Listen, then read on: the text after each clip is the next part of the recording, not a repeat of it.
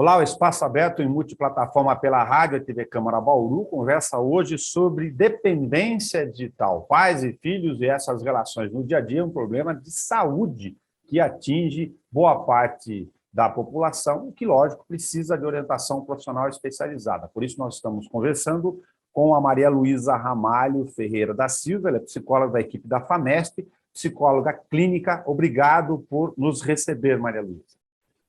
Eu que agradeço o convite e a oportunidade de falar um pouquinho mais sobre isso.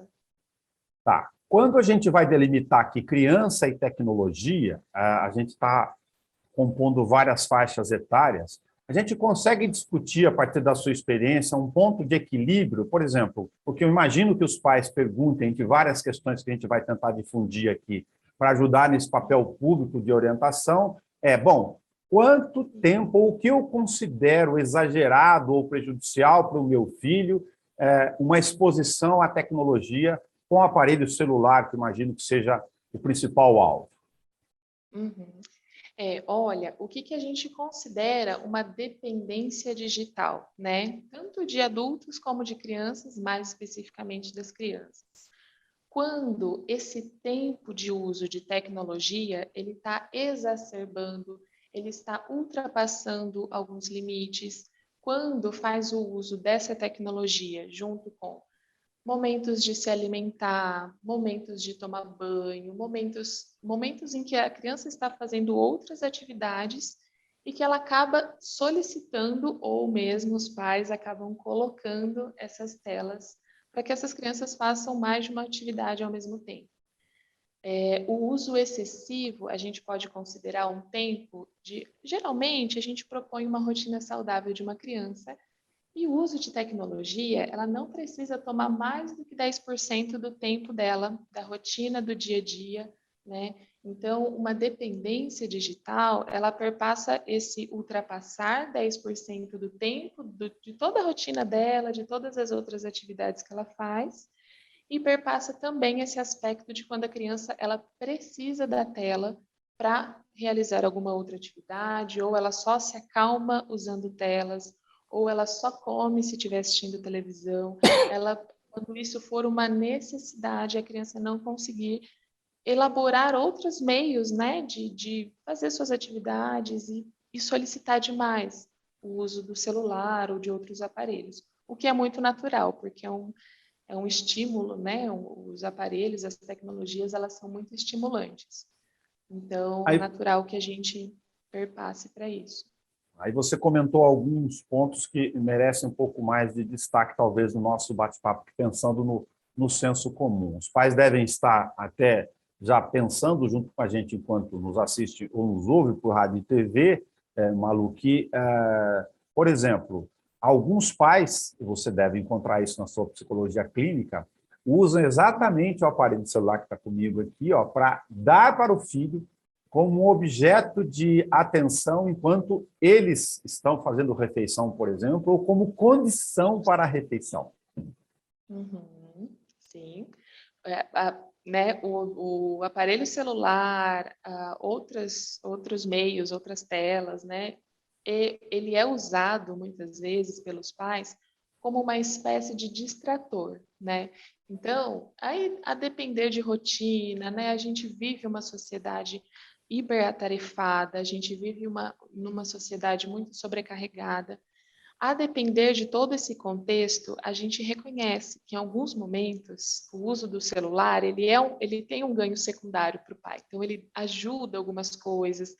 Você coloca o celular e aí aparentemente você resolve um problema, porque a criança fica quietinha, ela come tudo que tem que comer. Só que isso traz, né, a longo prazo, alguns danos, né? Então, por exemplo, você falou da alimentação. Tudo bem, a criança fica quietinha e ela se alimenta bem, porém, a atenção com a atividade que a criança está exercendo, seja ela qual for, e nesse caso, se alimentar, ela é extremamente necessária, tanto para os adultos como para as crianças, e principalmente para as crianças, porque isso auxilia no desenvolvimento psíquico dessa criança. Ela manter uma atenção e uma concentração na alimentação, no tipo de alimento, como ela está ingerindo, o que ela está ingerindo. Então, tudo isso, né, o aparelho celular, ele é um distrator, ele tira a atenção do foco de qualquer atividade que se faça. Então, retirar, e isso é danoso para adultos, mas para crianças é ainda mais, porque interfere no desenvolvimento psíquico de um modo geral, né? Então, a criança, aí a gente observa crianças que vão crescendo e se expostas em excesso ao uso de tecnologias, a gente observa crianças assim que não conseguem lidar minimamente com algumas frustrações, que apresentam alguns comportamentos muito irritadiços, crianças que não têm paciência para exercer nenhuma atividade, que não conseguem se concentrar, crianças hiperativas, que fazem 1 milhão de coisas juntas e ao mesmo tempo, porque o celular, ele é um distrator e ele desfoca. Então, assim, a manutenção da atenção na atividade, seja qual atividade for, seja se alimentar, seja tudo isso é muito importante que a criança esteja presente em cada atividade. Colocar o celular junto com outras atividades é muito nocivo para a criança e para o desenvolvimento infantil de um modo geral. Esse caso, então, para referendar, tanto não dar à criança esse distrator, como tentar compartilhar a refeição, enfim, os horários específicos para lanche entre os pais, se possível, Isso. mas ao mesmo tempo que ambos tenham todas essas percepções aí de paladar e de atenção ao que está comendo. Isso mesmo. Agora, Perfeito. Pode falar. desculpa, pode comentar, Mari. Eu ia dizer justamente isso, né? Que a percepção, né? A sensação do que está comendo, acionar mesmo todos os sentidos da criança. A criança ela aprende muito pelo sensório, né? Até determinada idade, ela é extremamente concreta. Então, ela aprende usando as mãozinhas, ela aprende pegando as coisas e levando à boca. Por isso que às vezes a gente até diz, né? Não é recomendado ou não tem benefício algum uma criança de até 2 anos utilizar as telas, porque a tela ela é visual. Por mais que tenham alguns toques, alguns cliques, a criança não explora o objeto celular. Ela só recebe estímulos, ela só está vendo. Então, ela está usando um só dos sentidos dela.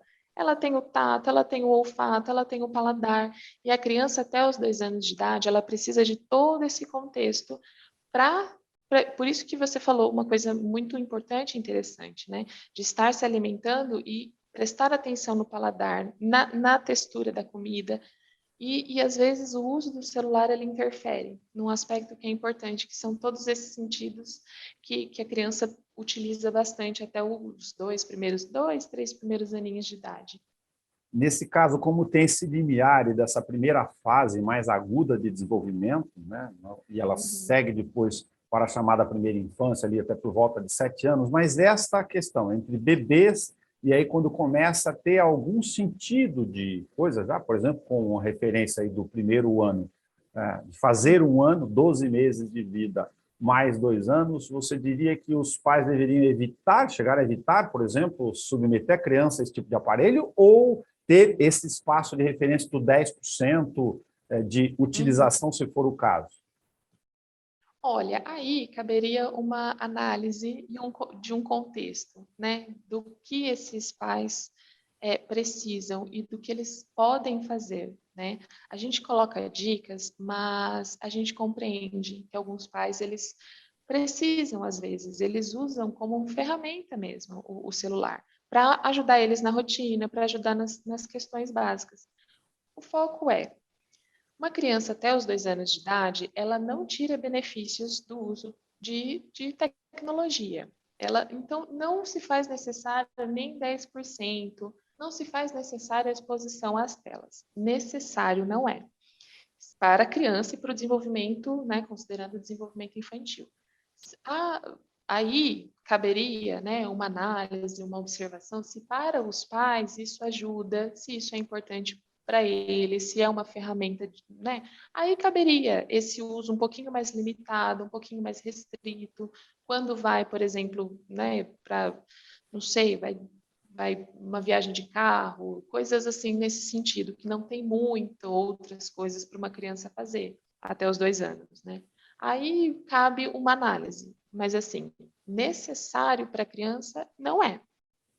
Entre A o não ser que limiar, seja para o contexto, né, dos pais, eu compreendo o da que você está família. comentando, do contexto entre situações eventualmente muito específicas ou do modo do caso a caso aí, de limiar, você ter como referência global que até os 2 anos não faz essa diferença que posso imaginar, a não ser como distração, né, por uma razão muito Sim. específica, mas do ponto de vista dessas capacidades sensoriais múltiplas da criança para desenvolver, não vai ajudar.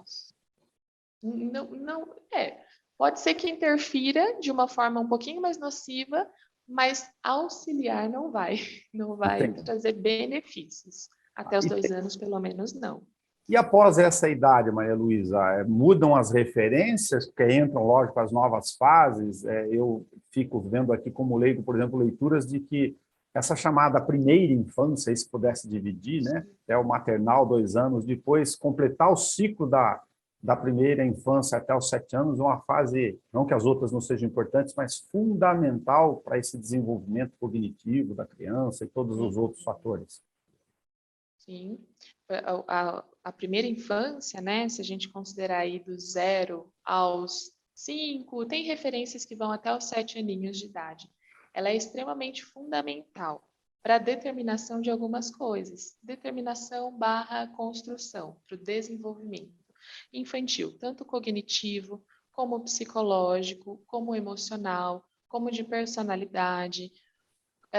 Então, assim, a gente considerando que até os 2 anos a referência, a literatura científica aponta que não traz benefícios, de 3 anos, 2 anos em diante, pode ser que a gente consiga tirar benefícios dessa tecnologia, considerando ainda não um caso de dependência digital, não um caso de uso excessivo, um caso casos, né, direcionados, você entregar esse aparelho celular com conteúdos que possam ser didáticos. Isso, sem sombra de dúvidas, a tecnologia ela traz muitos benefícios também, né? A gente não nega isso. A questão seria mais o excesso mesmo. Então, nessa primeira infância, até os 7 aninhos, esse excesso, até os 7 anos, eu diria assim, entre 5 e 7 anos, a depender de cada criança, né? Depender do nível de maturidade de cada criança. Eu acho muito importante se atentar para o uso excessivo.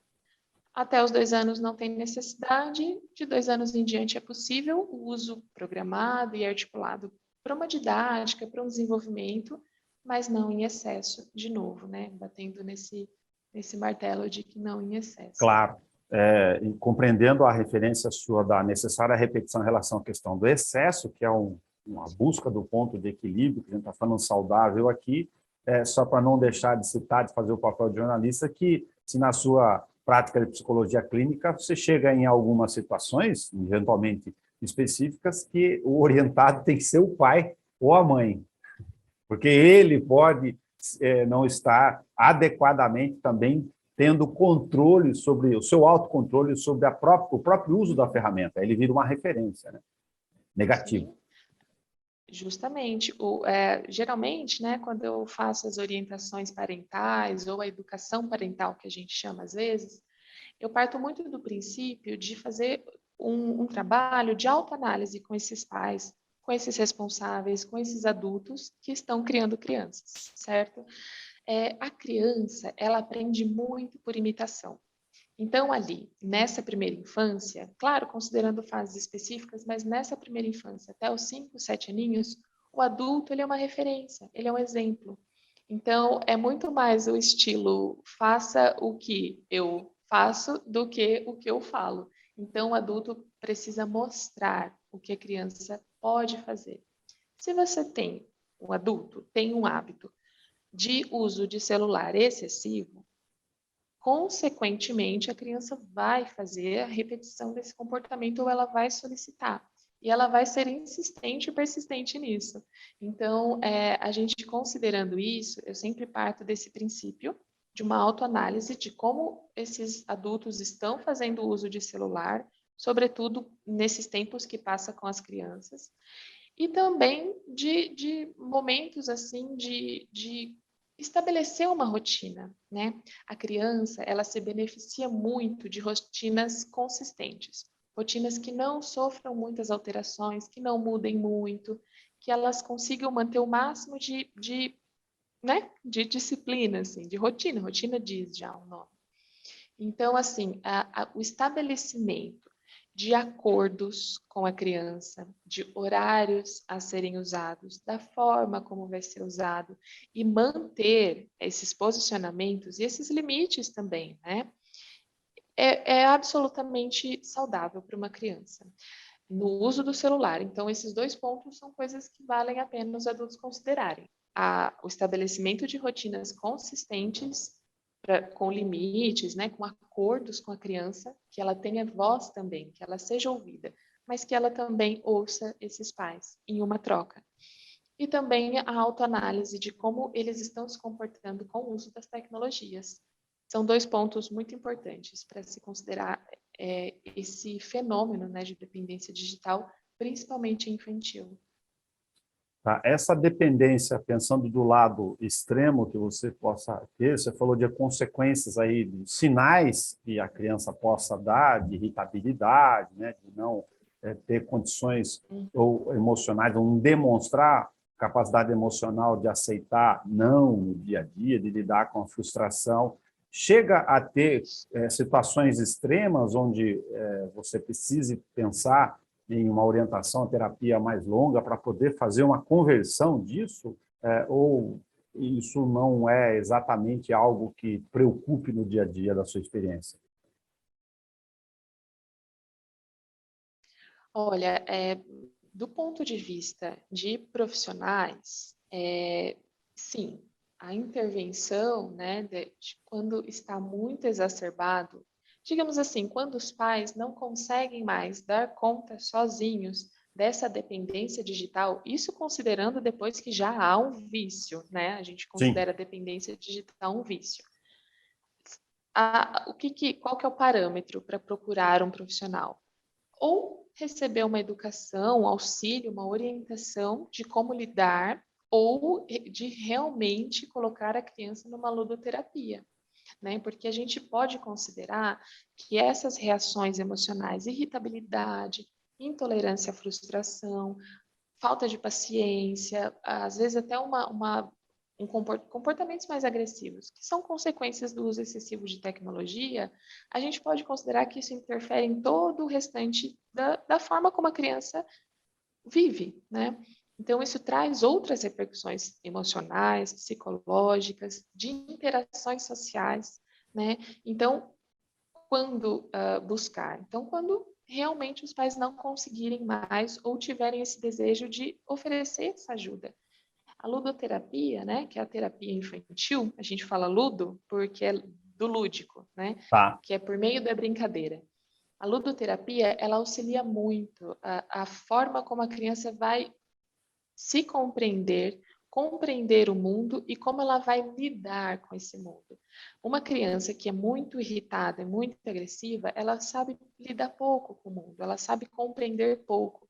Então, sem compreender muito bem, sem lidar muito bem, ela tem graves, né, graves alterações de um modo geral na forma como ela vive. Então, é um ponto importante se os pais perceberem, se algum profissional identificar o acompanhamento psicológico, por exemplo, com ludoterapia, entre outros profissionais, né? Eu digo mais da psicologia, que é a minha área. Claro.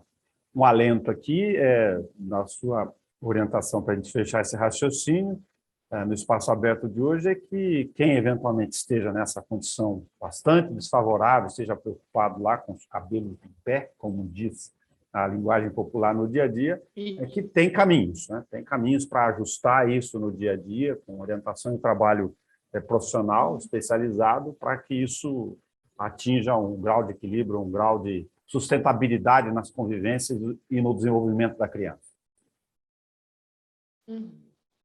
Isso mesmo. Sempre há possibilidade, sempre há caminhos. Não cabe a nós, né, pensar que é tarde demais. Nunca é tarde demais.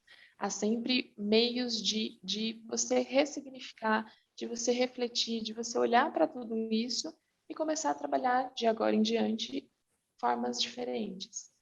É sempre uma possibilidade. Legal, Maria Luísa Ramalho Ferreira da Silva, a Malu, da FAMESP, psicóloga clínica, que conversou conosco no Espaço Aberto. Obrigado por ceder o teu tempo na nossa missão pública aqui e para que a gente possa criar uma reflexão para aqueles que nos acompanharam. É isso aí. Eu agradeço a oportunidade e o espaço para falar um pouquinho mais sobre esse assunto, que é bem importante para todos nós. Obrigado, bom trabalho, cuide-se.